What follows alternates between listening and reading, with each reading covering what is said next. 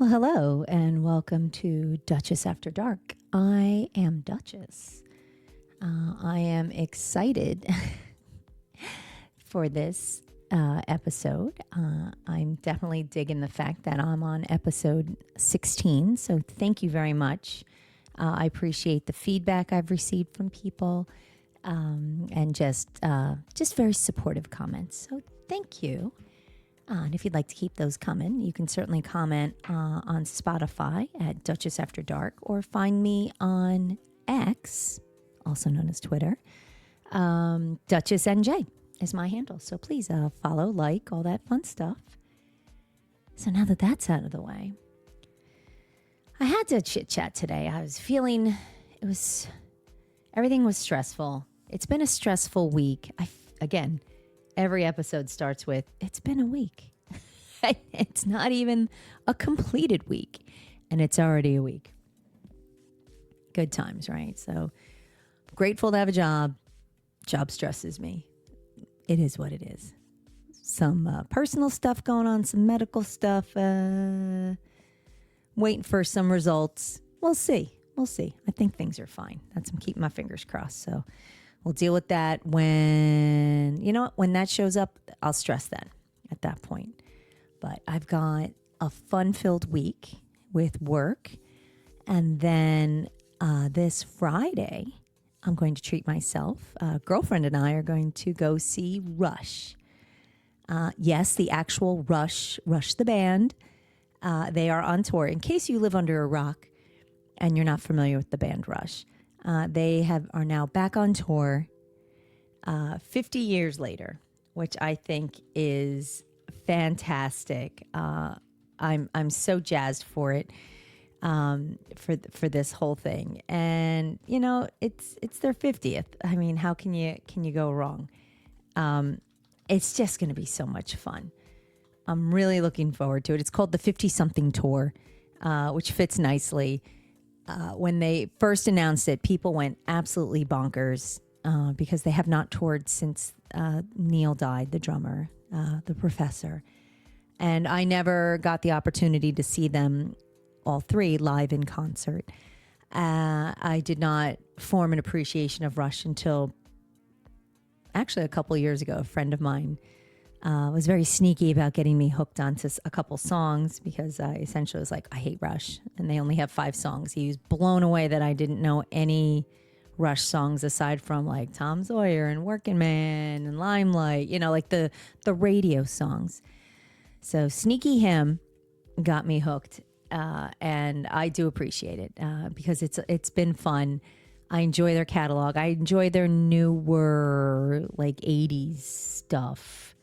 Then is that new? Is 80s stuff, 40 stuff from 40 years ago new? I don't know. Their early stuff, though, I'm not a super fan. Geddy Lee's a little screamy for my taste, but I am excited to see him and Alex Lifeson perform. They have a new drummer, Annika Niles, and Lauren Gold, who's on the keyboards, and it's just going to be a great show. So my girlfriend is going to go with me, and we're going to have a great time. So not only are we going to have a great time, we're going to be a couple unicorns because we'll be 2 women at a Rush show. Now, there are definitely more women that like Rush, but we are severely outnumbered. It's pretty much, what is it they refer to it? Even Rush jokes about it as a sausage fest. And a lot of the videos and things that I've seen behind the scenes are just even during the concert. It's hundreds and hundreds and hundreds of men just standing there looking they're watching, like a lion watching their prey, like just focused on the stage. They're having a great time. I'm delighted people are going and having a lot of fun. But I will be very happy when I need to use the ladies' room and there's nobody in line because it's all dudes. So I'm going to see the show in Philly, and we're just going to have a great time. And I'm really looking forward to that. A good time, night out, and just having fun. And then I can say I've seen Rush, even though it's their second iteration without the professor. But I've heard wonderful things about Annika, and she's going to do a great job. I've been watching some videos on YouTube and just where people are sharing. and it's fantastic. I'm really looking forward to it. Now, I know, look, no singer who's been doing this for 50 years is going to sound the same. I understand that. I'm not mad about it. I think I just want to go and experience the Rush experience type thing. I care, but I don't. Like, of course, he's not going to sound like he did 40, 50 years ago. Nobody sounds like they did 40 or 50 years ago. Thank goodness, I guess. As a lead singer, though, I mean, he hit some fucking high notes there. Those are some tough notes to hit. And, I know he's been doing a lot of practicing and rehearsing, and he's adjusted his notes so he's not even trying to hit those high notes, because you can't. He just can't. He's going to blow out his throat. And again, I'm just jazzed. It's going to be a good time. And if anybody listening is going to be at the Philly show, well, I'll be up in the fucking nosebleeds watching the show. Because again, I'm 5'2". On a good day, I'm 5'2". If I have heels on, maybe I'm 5'5". I didn't even consider, first of all, the outrageously expensive floor seats. Because first, I'm not going to see anything. Nobody sits. And I mean, it's a rock concert. Who fucking sits? Don't sit. Have fun. Get up and dance. And I know I'm going to have a wall of bodies in front of me. And if I'm on the floor, I'm not going to see anything. I'll just see people's cell phones and a lot of the backs of people's heads. And that's just not worth it. So I bought the tickets. I bought the nosebleed seats because they're going to be on the Jumbotron. And not for nothing, I'm not going to really look at Geddy Lee and Alex Lifeson. I'm there to appreciate the sound. And frankly, I think sitting further back in the stadium will also be good because you get more of the surround. I'm sour graping it a little bit.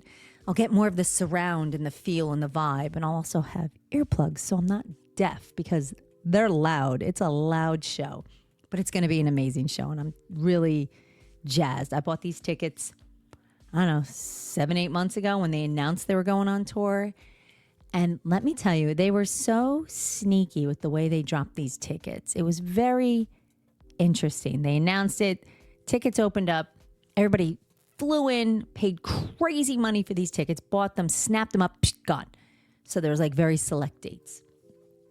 And then they waited a few days and then be like, due to popular demand, and they released a few more tickets at a few more venues. And of course, that was all planned. And I love the way that they dropped that out, because for people who couldn't get tickets because they got snatched out by scalpers and all that, now the ticket prices are inflated because now there's more shows. And I didn't get tickets until the third round of ticket releases. I almost went to see them in New York, which was last week at Madison Square Garden. But I will tell you, the commute to get to Madison Square Garden is a little more difficult. Philly is actually a straight run. It's much easier for me where I am in Jersey to get to Philly. So this is going to be, it's right off the major highways, right off of 95. So it's going to be a piece of cake. So yeah, jazzed up for that. Going to be a good show. I'm sure I'll have no voice left on Saturday where I've been invited to be on another podcast with BT, so that should be a good time. And it'll be fun. I'm sure I'll sound extra raspy. Definitely a good time. So that is the highlight of this week. And I even bought a parking pass. So I think under $400, I got 2 tickets, a parking pass, and I'm sitting in, well, I'll be in the arena. So it's going to be a good time. And, I've planned a lot of interesting things out for this year. And as I believe everybody listening knows, I've taken a lot of steps with my health. And again, my journey, right? The past five years have really been quite aggressive, with each year getting a little more aggressive, to the point now where I'm lifting heavy. My goal is 5 miles a day of walking, any kind of walking. It doesn't have to be 5 miles in a row, but just my goal is 5 miles completed. And then on the weekends, I try to do more.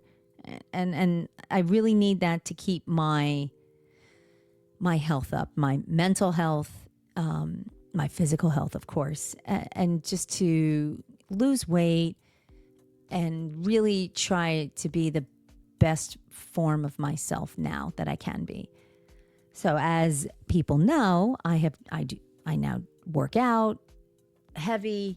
I go, at the gym, I try to go every day, Monday through Friday. And then my rest weekends are just walking or hiking.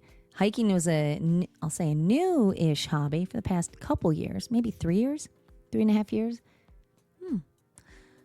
A girlfriend decided she wanted to start a hiking club in town. And so occasionally we go out and we hike. And then we discovered a thing, a march. It was called the Mammoth March. And the challenge is to walk 20 miles in 8 hours. And the fun thing about that is the Mammoth March takes place all over the United States.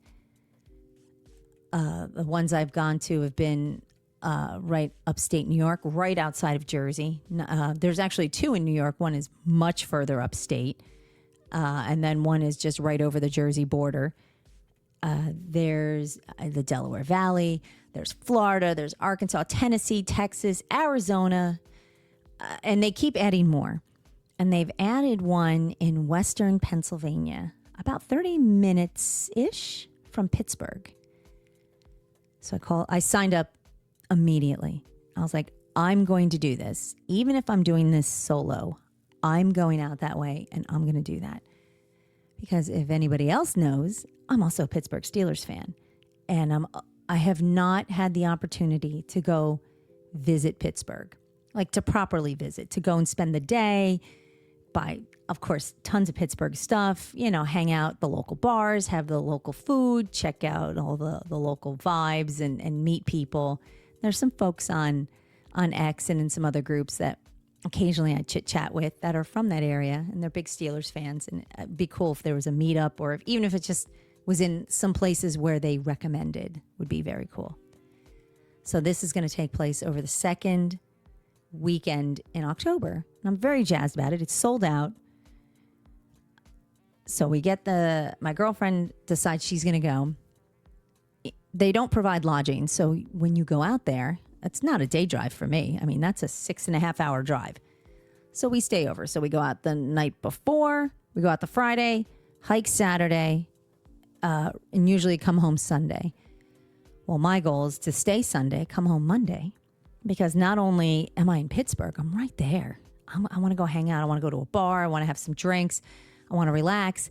There's also a home game that day. And unfortunately, I can't afford the tickets I can't afford this hike, a vacation rental, by owner, an Airbnb type thing, and Pittsburgh Steelers tickets and food. And I can't do all of it. So I would be very happy just to even be in Pittsburgh and going to the bar and watching the game locally. I would love that. Of course, I want to see the stadium, but I know I won't be able to go to the game in person. I just don't have the funds. And that's okay. I will come back for that. That has to be its own weekend. But I'm super jazzed about that. And I think that's going to be a great time. So I'm already excited about that. And then I'm looking forward to this Mammoth March. And the reason I'm looking forward to it is, again, it's a challenge. I like seeing new places and checking out. I've done Mammoth Marches. We did 2 in one location, 2 in another, and then and I've done 2 in Virginia. So I'm always looking to branch out and try a different spot. Plus, it's a good excuse to go away for the weekend. It's healthy. My girlfriend and I have it kind of down to a science as to what we do, how we plan it out. We usually try to stay in, the night before, eat a really good meal, go to bed early, rest up, get all our stuff ready. We bring our all of the things you need for that kind of hike. You got your extra socks, you've got, your snacks, you've got your hydration, waters and everything. And they provide food for you during the event. It's a very well organized event. If anybody's interested, it's mammothmarch.com. Check it out. I highly recommend it. If you're into hiking, or even just if you're physically fit and you want to accept this challenge, I highly recommend you do it. It's outrageous. Was the hardest thing I ever did the first time I did one. And don't get me wrong, they're not easy. When I did it, it's just walking. 20 miles of walking is a lot of fucking walking. Let me tell you, we started, you can pick your start time and you could start as early as I think 7 a.m. And they've tightened up the rules and the organization of this through the years. So it's been interesting to see how things have come about. Now you have to get to certain places by a cutoff point. Because also if you're hiking when it's fall, and if you're in, say, hilly areas or rocky areas, you have to hit your checkpoints by a certain time. Otherwise, it's going to get dark. And if something happens to you, they're not going to find you. Like this is do at your own risk. They're on established trails, but it's your skill. It's your skill as a hiker / runner / walker, as someone who is athletic or you trying to use their abilities. You really need to have that, and you need to have that focus. And it is a challenge. It is hard to do. And again, if you are looking for a challenge, highly recommend it. Definitely good shoes, and oh my God, good socks. For the love of God, good socks. But the last one I did was in Virginia in April, and I did that solo. I'd gone down for the weekend. The place was 40 minutes away from my daughter's house. I just went over there I went down early, stayed over Friday night, got up early, and went over to the location, the park where they kicked it off. And I did it in, I think, a little less than 8 hours. And I was very proud of myself for that. I also kicked up an enormous blister the last maybe 2 miles, and it popped. And that was like this overwhelming rush of like nausea. I was like, and I knew it. I knew exactly what it was when it popped. And the hardest part is walking on a pop blister, because you can't not walk. You got to get to the end. Oh, that was challenging, but I'm delighted I did it. And that was, again, it's a personal challenge. There's been ones in New York, and that for me, that was the challenge. It's Hudson Valley, and the elevation for that is outrageous. And it immediately starts off with elevation and a lot of rock scrambling. And when we just missed the cutoff the first time we did it. And then last year, so that we did that in 24, and we just missed the cutoff. 25, this was like my white whale. I'm going to do it. I was psyched. I was training. I was running. I was working out. I was being strong. I was really paying attention, being very mindful about what I was eating, like high protein. When I did it last year, and again, it was the end of September in 25, and I got halfway through it, and I just wrecked my hip. I pulled muscles. I knew, and because I had done it previously, I knew what was coming ahead of me. So I knew at the halfway point, there was no way I was going to be able to finish this.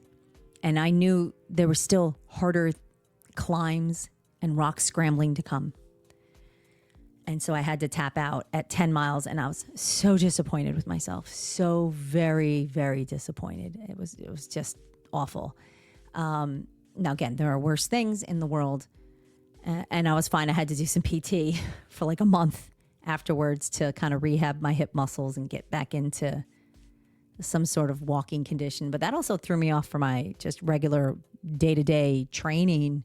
I had to back off my leg exercises. There's a lot I had to readjust. And boy, I don't like being in pain and being injured. And that just threw everything in like just a monkey wrench into it. And I hated that. So I would love to see if I could ever accomplish Hudson Valley. I'm afraid to sign up for it again because it is, I believe, according to the Mammoth March, it is probably their top challenging march. And they have about 25 of them, maybe? Let me see here. They're outrageous. And it's impressive. I'm not mad at them at all. But it was not easy. There's quite a few. And they run several a month, and they just float around location and check them. It's again, I know I'm hyping it up. I don't get any money from it. There's no paid anything. I just dig what it is. It's very cool. So look it up if you're interested, because that's what I'll be doing in October. I decided we're going to do this one. delighted my girlfriend's coming out and we're going to make it a whole weekend. And she's all set to stay an extra day. So we're going to stay Saturday, hang out in Pittsburgh, just Uber around, eat, drink, and have a good time, and then drive to come home on Monday. And I'm so excited that my girlfriend is willing to take a vacation day on a Monday so I can have fun playing out in Pittsburgh. And that's, when you find a good friend, it's just, you just got to keep them forever. 2 hands, never let her go. Never let her go. She's the best. But knowing that I do this and how much I prepare mentally, physically, and of course supplies, because you can't just, let me rephrase that. There are people who do this 20-mile hike, like not a big deal. I see people walking with just a little belt, a water bottle hanging off, a couple granola bars, and off they go. And that's it. And they're fine. I'm not built like that. I'm so not built like that. I'm a whatever. I'm a what-ifer. I have my first aid kit. I've got an extra pair of socks. I've got a hat. I might have my long sleeve shirt if the weather's really chilly. I've got a backpack full of stuff. I've got 2 water bottles. I've got all my hydration. The first time we did this hike was in Delaware Valley. So it was kind of like that Maryland, Delaware, Pennsylvania. At one point we kind of crossed into Delaware. We crossed into Pennsylvania. It was very cool how the route worked. But anyway, we're waiting to start, and we're all like psyching ourselves up, tough talking. And I noticed a woman sitting next to me on a picnic table, just waiting to start.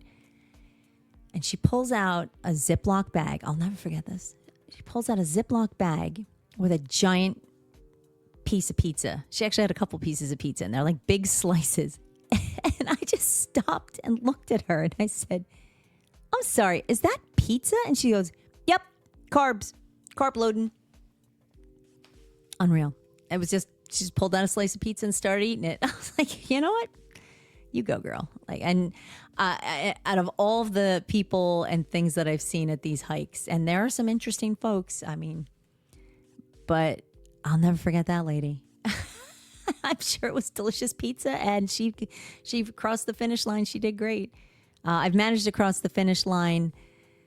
Let's see. I think I have 6. Well, I've gotten completed. They give you a medal every time that you've completed it, no matter where you have fallen in the timeline of it, because you've completed what you have done. So they don't take it away. I feel like it's like when I had to stop the one last year, I was very upset, like in tears upset, like just mad at myself, very frustrated. And, they gave me, you get your certification form. You have to sign in and out, make sure they count for you and all that. And she gave me the thing and she wrote 10 miles. She gave me on my little piece of paper. And I was just literally like pout, like I had like this sad boohoo face on. And she was so delightfully nice. And she's like, "Look, your body just couldn't do it today. And that's okay. People drop out all the time. They have particular dropout points. And I was not the only one who couldn't do it. But it was in my head that I was just so disappointed that I couldn't do it. So doing the one in April, I really had to challenge myself and make sure I completed that one. That was in my head the whole time. Like, don't get hurt, don't not complete it. And I hauled ass through that finish line. So I was very happy about that. Oh, so yeah, I've been waxing on about that. So like working out, hiking, that's like my new thing right now. And I had seen in the news about 4 New Jersey hikers. Let me rephrase that. 4 hikers who were from New Jersey who decided to go out on a hike at this one place in New Hampshire. I think it's called Franconia Ridge. Okay. They fucked up.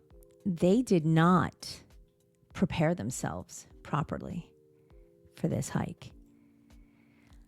This hike had a ridiculous amount of elevation. It was windy. It's cold. New Hampshire is not flat. I don't know if any of y'all know that. It's mountainous. There's a lot of elevation there. They didn't start until maybe the afternoon. Like this trail, like it could be, their parking lot could be full by 8 a.m. Like with his hikers. They could get up to 1,000 hikers a day through that, to the point where you're walking single file or you have to pull off and let somebody go past. It's not an easy hike whatsoever. And these hikers who set out, here's the article, who set out on a 7 to 9 hour hike without proper preparation, they were rescued. They had to get rescued, and they're going to be charged for the rescue. So these 4 18-year-olds started their hike at 3:30 in the afternoon. First of all, no, you start those hikes at like 6 a.m., maybe 5. So by 9 o'clock, the Fish and Game, New Hampshire Fish and Game Department was notified of 4 hikers stuck on the ridge, with one hiker reportedly experiencing sore legs and difficulty breathing. Well, yes, because when I Googled, now I'd never heard of this place before. I've never heard of Franconia Ridge. So I just Googled it, and it immediately tells you, when I pull up Google, it says the distance is roughly 8.9 miles. Difficulty, strenuous. It should take 6 to 8 hours. The trail condition is a mixture of logging roads and rock staircases. Phone reception is spotty once you're above the tree line. The weather can change drastically as you go to higher elevation. Bring layers and rain gear on this. The elevation alone is insane. We're talking 3,800 feet. That's nuts. Now, they could be New Jersey hikers. And in New Jersey, we do have some mountainy type areas, but it's New Jersey. And that's all up in North Jersey, which I think is where these folks were from. It is not 3,800 plus feet elevation. It's not at all. And for these ding-dongs, these 4 ding-dongs to go out and go, I'm going to start hiking now. Ridiculous. Absolutely ridiculous. So the volunteers from the search and rescue team responded, started ascending the trail. And again, they didn't get the call until after 9 o'clock. Around 9 o'clock was when the department was notified. So these folks didn't even get a chance to get out there until after 10:30. They hiked over 4 miles to this particular ridge and then over to Mount Lincoln, which is just another adjacent sort of elevated area, which has a total elevation of over 5,000 feet. And they found these hikers at 1:15 in the morning. They had no water, no food, no headlamps, no warm clothing, nothing. Are you kidding? Now, I can think that as an optimistic 18-year-old, I may not have prepared well either. But in my day, way back in the 1900s, right? There was no internet. You had to call and talk to people and look things up in books. I Googled this and found all this information out in 2 minutes. It told me the elevation. It's on all trails. If anybody hikes or does any kind of jogging or running or any kind of things out in the woods, All Trails is fabulous. It says all that. People rate it. There's feedback. So for them to not know any of this, it's ridiculous, ridiculous. So the rescue crew gets out there. The hikers were given, again, lights, food, water, and warm clothing, and then guided to the summit, which again was an elevation of 5,200 feet, and then down a path to the trailhead. And they didn't get to the bottom until 9 in the morning. So they were out there starting at 3 o'clock in the afternoon, and they didn't get done and completed until 9 the following morning. Now, that was really stupid they're going to be charged to be for the rescue on this. And they're going to be charged quite a bit of money on this one. I believe it's going to be, I think, $1,500, which is pretty, in my opinion, very fucking reasonable. Because there's no way, there was no need for this to have happened. And there's no excuse to not be informed. And actually, I'll clarify. They did not have lights. They were running low on food and water, but were not properly dressed. So I will adjust what I indicated. But at that time, at 9 o'clock at night, that's when they realized they fucked up pretty badly. So I feel bad for them, but they need to pay. So again, roughly $1,500, the Fish and Game Department is going to bill them because they were completely not prepared. This could have been so easily managed if they had the proper supplies. And I get it. Maybe you don't have, you're not tent camping up there. I mean, it was only 9 miles. Nah, not an easy 9 miles. I mean, flat 9 miles is way different than elevation and rock scrambling and single file walks and rock staircases. Yeah, that's 100% different than just, tootling down the road. However, there's no need for them not to know this. Everything's on the internet. You can Google. Again, hey, ChatGPT, tell me a bit about this. So it's insane. There's no excuse. And as someone who does this, and again, I am no professional. I always have my what if supplies. Always. I always have my batteries. I even have a little whistle for a bear. I carry pepper spray. I've tried to cover it. And occasionally I do hike alone. Not smart.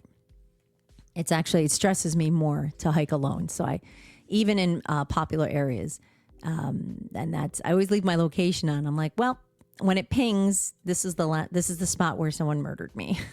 So I don't think I'll be hiking alone because now I psych myself out because you certainly can't be doing it with headphones or AirPods in. You have to be constantly looking around. So it got to the point I literally took an AirPod out when I was hiking solo because I just didn't know who was coming up behind me. But that's that. So yeah, these 4 ding-dongs, I would be so pissed if I was their parents. There's no excuse. Just no excuse to not be prepared. Not in today's world, right? You need to. It's your responsibility to be prepared. That's just your job. And again, it's not like these kids didn't have access to any technology or cell phones or anything like that. It was all there. And did their parents even know? They're up in New Hampshire. It's not like it's a little bit of a drive from Jersey to New Hampshire. So you knew. So I don't know. Kids today. I would be pissed at my daughter if they did that. Especially if they weren't prepared. I would think I've taught my children better than that. Now, do they all have stupid moments? Yeah, I've done some dumb shit at 17, 18 years old that my kids didn't know, my mother didn't know about. I certainly didn't brag about it. I think maybe 2 people know about it. Actually 3. 2 of them were my best friends at the time. Yeah, that's about it. Maybe 1 other person. It's not something I brag about. Oh my goodness. Well, I think I've got it all out of my system right now. And I saw that story today and it just made me think of the Mammoth March and just hiking. And that I was like, got to talk about it. It's on my brain. We're going to do it. We're going to do it. So thank you so much. I appreciate anybody listening. Thank you very much.